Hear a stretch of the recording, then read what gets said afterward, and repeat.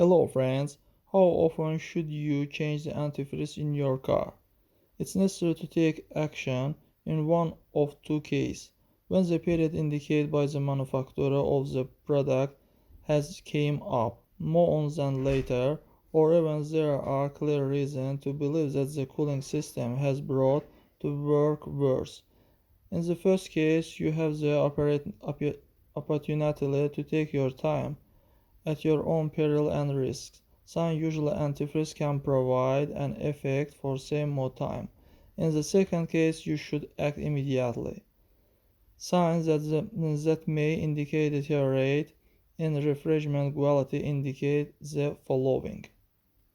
The coolant changed its color, became cloudy, a large amount of foam appears, the liquid became thick, jelly-like, the amount of antifreeze is sharply reduced, a precipitate appears in the liquid, metal particles, flakes. That's all guys, subscribe to our channel, like and don't forget to put a bell so as not miss new video on the channel.